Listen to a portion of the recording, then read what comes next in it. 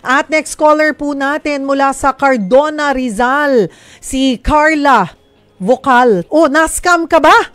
Naku, dami niyan. Ano nangyari, Carla? May nag-invite po sa akin na maging co-admin. Website o Facebook? Facebook. Sa Facebook, tapos, okay. Bilang co-admin po, mag-i-invite ka po ng mga share. Tapos, ipapasa share po yung pera dun. Opo. Ano ba? May pera bang involved dyan? Opo. Hihingan mo ng pera yung mga nagsishare? Mag-i-invest po. Ba't pumayag ka? Kasi po, yung pong advertisement nila talagang goods na goods po eh. Ano nga yung problema mo doon? May kaso ka na? Nademanda ka na? Po. Opo, saan ka nakademanda? Sa NBI din po. NBI. So, kinasuhan ka sa NBI, nireport ka sa NBI.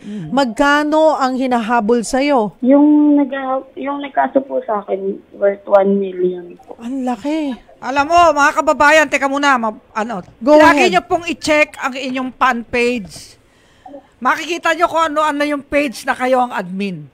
Kasi kahit sino nagagawang admin pwede kang gawing admin ng ibang mga may account. Oo, chichikin nyo. Kaya ako araw-araw chinecheck ko yung fan page ng Pau Baka may iba na doong account na admin. Tsaka chinecheck namin kung may mga fake accounts na gamit ang identity ko. Tapos nire-report namin, massive reporting, kinakrush naman ng FB. Oo. Yan mga kababayan, warning yan. Ngayon, kung nasa NBI na yung kaso, may abogado ka ba? Wala po. At taga saan ka? Cardona, Rizal. May Paul office kami dyan. May malapit sa'yo, San Mateo. Binangonan po. Binangonan. Ayan, sige. Hanapin mo si Sumatien Dominguez doon. Huwag mo ipagwalang bala yan. Kailangan mo na abogado. Otherwise, makukulong ka. Oo, baka makuha yan. Pero na po akong nag-report sa NBI sa kanila. Nag-report rin po ako sa NBI. Nauna po ako dun sa nagkakaso sa akin. O, di may depensa ka, pero kailangan mo na abogado. Ha? Okay. Okay, so pumunta ka daw kay Sumatien Dominguez sa Binangonan, Rizal, Pau office. Okay? Sabihin mo, nakausap mo kami ni Ma'am Cheryl dito sa Oo, Radyo 5. sa programang Sagot Kita. Okay po. Alright, okay.